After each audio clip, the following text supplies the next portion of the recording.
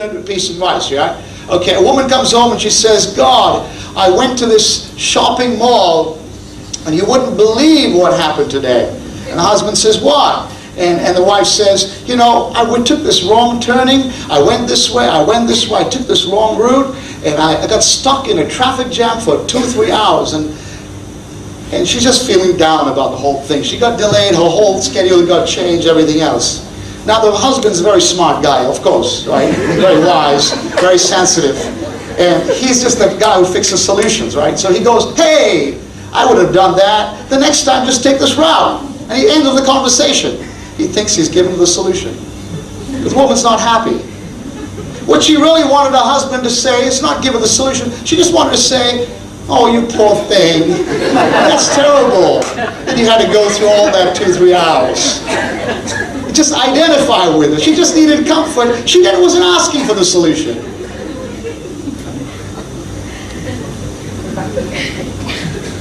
What she wants to know is you care about her. And if she knows you care about her, she'll be more opened up to receive that advice. Point number 4, we need self-worth. Adam woke up and he said some of the most important words. He said, oh, this is bone of my bone and flesh of my flesh. And he was excited about what he saw in his wife. And so many times husbands and wives, before they get married, they're so excited about praising, appreciating each other.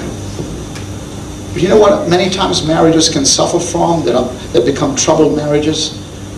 They suffer from a couple beating on each other, using words that make each other feel down, using words that degrade each other. And the wife feels that she's no good a wife, and the husband feels they're no good a husband. And somehow they don't connect, and they just get drawn further and further from each other. And this is why it's so important to recognize the greatest need of a husband and wife is that you play the role of appreciation. You play the role of a fan, somebody very, very important. I don't know about you, but I'll tell you something. If I preach a great message, if I preach a message and I'm happy about it, 10 people can tell me, Pastor, it was a great message. I really got edified. But if my wife tells me, hon, that was a great message today, I'll think about it, and it means more to me than all 10 people.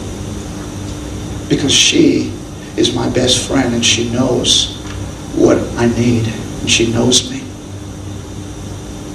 You know how that is. A husband and wife need to believe in each other. They need to stick together. They need to recognize, wow, this is, you know what? Like, we are cheerleaders for each other. You can do it. Have you ever been in a situation, husbands and wives, where you're having difficulty with tackling a problem, there's an assignment you got to do, and you're kind of like shaking your feet about it, not really taking a decision how to do it, and your wife comes along, or your husband comes along and says like this, you can do it, I believe in you, come on, you can do it, it's great, go for it, it'll happen. You know what happens to a husband and a spouse? They go for it. They know, because the one who matters the most to them is cheering them on. Why do you think India wins at home playing cricket? Why do you think we're so good at home playing cricket? Why we got such a great record? You know why? Home court advantage. You know what we've got in India? We've got 100,000 fans in the stadium crying out and shouting and putting up banners. 6-6, India's the best. Do you understand that? And so all our cricketers go into the field and they're ready to take on every other team, the Lions at home. But you know what? That's the same thing that should happen in your marriage. In your marriage should be a place of great appreciation, great praise. And so many times marriages lack that communication. They say in a good marriage, a husband should tell his wife many times in a day, honey, I love you. I'm so happy that I married you. In many different ways, he should say that to her. He should find ways to praise her, or her to praise him. We should not take each other for granted.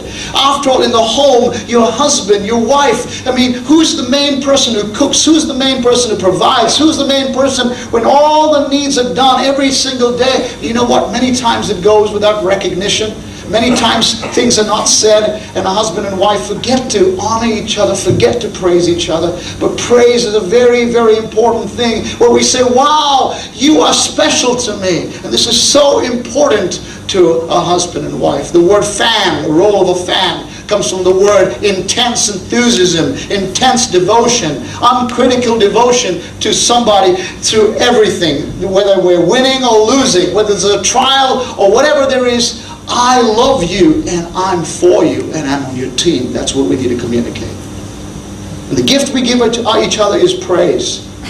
I was in, many years ago, I was in the States, and we were visiting one of our churches. And we were in one of the Greater Grace Bronze churches. And we finished the service. We were staying with a lady in a particular home. And she brought a friend along, 10 o'clock in the night, just to talk with me. And she was not, the woman went to the church. Her husband didn't go to church.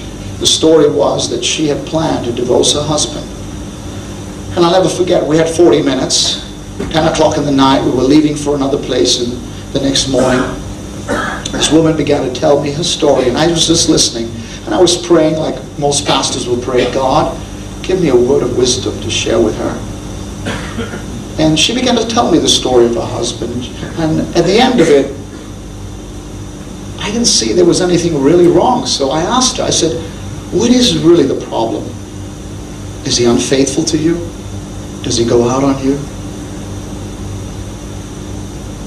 She said, no. And I listed a whole bunch of things. And she said, no. I said, what is the problem? She said, he's a good man, but, when he's never at home, he loves to spend more time outside with his colleagues in the office. He stays up late in the night. He's never at home. And when he comes home, he puts on the television screen, set, and he watches it. And I know he loves the kids, but somehow he shuts down. We talk some more. And I found out, and just sensed that, she always had the tendency. I said, how do you do this? What do you do in a situation like that? She says, I tell him. And God just gave me a word. We didn't have a lot of time. And I said the only one thing I thought that I could say, just didn't even realize it was going to have such an impact. I said, will you take a different approach? She said, you told me that your husband has these wonderful areas. Will you take time this whole month before you think of a divorce to write him a note? You see, you have so many expectations from your husband. He can't live up to them. And he's even given up trying. He'd stopped going to church. I said, have you ever told him how much you mean to him? That he goes out and provides for your home. That he comes home and gives you a home and a roof. And I said, I know you're looking for other things, but would you do that? I said, write him a note and tell him how excited you are. How thankful you are that he goes to work every day and he's the bread earner. Thank you that tell him you in different ways, and every day you find something to tell him that will build him up, and find a few points to praise and write him little notes. And I don't remember exactly, but it was around that lines. 3-4 months later, the woman wrote back to me. She said, you wouldn't believe what has happened in my husband's life. At first he couldn't believe that I was praising him. But now he understands that he's of value to me. And now from the little areas that I praised him in, he's taken over and he's been an amazing daddy. And he's become an amazing husband. And now he comes to church. And now he goes to church more even than I can go. We've got a great marriage. And I thought to myself, why is it that the most important place where recognition needs to be given doesn't happen?